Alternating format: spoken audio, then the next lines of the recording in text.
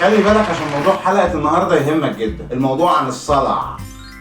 انت كده كده جاي هثبت لك بالبرهان العلمي ان البقاء للاصلع. ده كلام كبير قوي، انا ما بحبش ادخل في مواضيع اكبر من دماغي. مش عايزك تتوتر، انا عاوزك تفكر في الموضوع بعمق. ده انت هتوفر تمن الكريم والجل والشامبو. هقول لك على اسباب الصلع، بس قبليها لازم تعرف مميزات الصلع.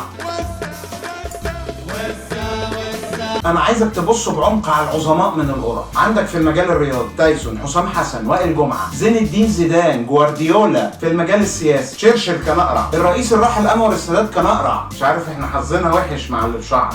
الف رحمه ونور عليك يا معلم. في المجال الفني حدث ولا حرج، فان ديزل، احمد مكي، بروس ويلز، جيسون ستيسم، عزت ابو عوف، احمد ادم، سراج الشرقاوي، محمد نصر. مين زكي جمعه ده؟ في بعض الفنانين رفضوا ان هم يظهروا بقرعتهم، زي محمود المليجي اللي فضل ان هو يلبس باروكه علشان تنوع ادواره وشخصياته، وكذلك فريد شوقي واحمد ماهر. في فنانين كده بيجي لي فضول ان انا اشوفه من غير الباروكه، زي الفنان سمير صبري، والله يرحمه الفنان سمير غانم. انا سمير غانم هيضحكني حتى لو كان ملتحي. الفتيس في مكانه، بيقول لي الفتيس فتيس مين؟ عايز اسالك سؤال وتجاوبني بصراحه، ليه الحلاقين بيتجنبوا القرع؟ ما انت ممكن تستفيد مني في ده، او حمام كريم. لا هيبقى مكلف قوي حمام الكريم، المساحه ضخمه. اسالوني سؤال مستفز، معكش مشط يا ظلمه. انت تعرف ايه عن قصه كفاح القرع؟ انت مش كفايه المعاناه اللي احنا بنعانيها؟ احنا اكتر ناس بتحس بالبرد. انا اول واحد في اصحابي بعرف ان الدنيا بتمطر في الحر. في اليومين الشمس دول ببقى عايز اركب تندة. طبعا مش هقول لك الافيه الشهير اللي بيقول كل قرع انا نفسي اسمع كلمه نعيما. انا نفسي اسمع كلمه نعيما.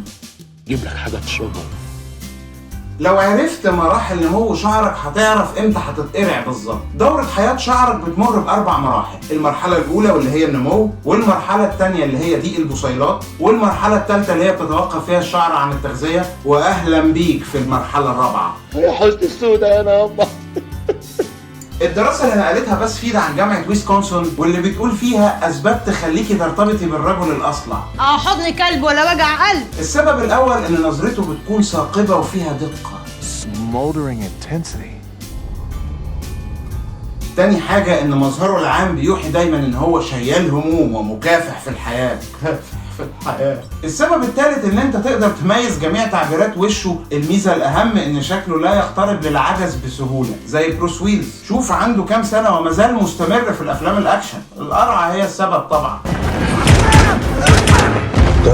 والسبب الاهم اللي اهتمت بيه السيدات ان هم اعتبروا القرعه موضه لا تنتهي. لا وانا ماشي على اخر موضه. اسالوني انا قديم، والقرعه دي مش من فراغ. اهم دراسه في الموضوع هتخليك تتمنى لو كنت اقرع. دراسه اتعملت في سنه 2010 بتقول ان الصلع المبكر عند الذكور بيقلل نسبه تعرضهم لسرطان البروستاتا بنسبه 45%. تعال نحلق عزيرو عزيرو عزيرو عزيرو، ما تيجي نحلق عزيرو عزيرو عزيرو عزيرو. الصين واللي تعتبر واحدة من الدول اللي شعبها يمتلك شعر كثيف، إلا إن هي بتواجه نفس المشكلة، ولكنها حلت المشكلة بزراعة الشعر. قدرت تحقن فروة الراس بإبر مجهرية نانوية، وحقنت فروة الراس بأكسيد السيليوم مع وجود لاصق أعلى الراس قابل للذوبان. أو في حل تاني أسهل من الحل الصيني. عزيزي الأقرع، لو أنت مش متصالح مع رعايتك ممكن تروح تشتري باروكة زي باروكة مايكل جاكسون وتدفع فيها. هو انت مش هتقدر تدفع فيها بصراحة يعني. الباروكة بتاعت مايكل جاكسون اتعرضت في مزاد للبيع ب$75,000. او الحل التاني تتصالح زي حالاتي. ده احنا القرع عندنا ميزة مش موجودة عند اي حد بشعر. رب تكون ميزنا بميزة. انا بتليف من اول هنا حضرتك. صحيفة ديلي ميل البريطانية واللي نشرت دراسات علمية أثبتت إن الأقرع ليه مميزات شخصية تفرقه عن غيره، إن هو بيبان أكثر نضجا وذكاء واجتماعي ومحب للتعليم مقارنة بأصحاب الشعر الكثيف، ده غير إن هو أكثر صدقا وحنانا. عايزها مراية اديها بني.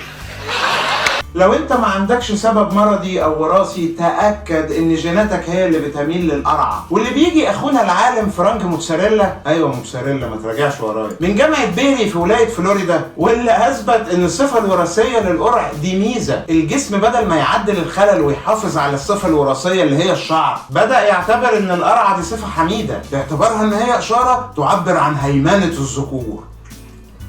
بس للاسف ما عرفتش اربي اللي فوق. هو رب شنبك ورجعه لورا. اما عن اسباب الصلع فهم مش كتير، هم 4 اسباب بس. وده اللي نشرته الأكاديمية الأمريكية للأمراض الجلدية. السبب الأول بيكون تغير هرموني كبير زي الحمل والولادة عند السيدات أو الضغط العصبي والتفكير عند الذكور. السبب الثاني بيكون تناول بعض الأدوية والعقاقير زي أدوية السرطان، أدوية الاكتئاب والقلب، وبعض المكملات الغذائية، وبعض الأمراض اللي بتسبب تساقط الشعر زي ارتفاع ضغط الدم. وده ينقلنا للسبب الثالث وهو السبب المرضي زي اضطرابات الغدة الدرقية، الثعلبة، الأمراض المرتبطة بالجهاز المناعي، أو نقص في البروتين والحديد. وآخر سبب هو العوامل الوراثية. الشنب ده ما بيوحلكيش بأي حاجة لا مؤاخذة. مجلة نيويورك تايمز واللي كانت بتختار سنويا أوسم رجل في العالم زي جورج كلوني ابتدت تختار الرجل الأوسم ذا روك وفان ديزل، كلهم قرع. أنا عاوزك ترضى بالأمر الواقع وتطوع جيناتك وتطوع قلبك وتبقى أقرع. عايزك تتأكد إن أنت كأقرع شخصية مسيطرة وجذابة وجميلة وصادق وحنون، مش ناقصك إلا حاجة واحدة بس. اعمل لايك، تعاطف مع أخوك،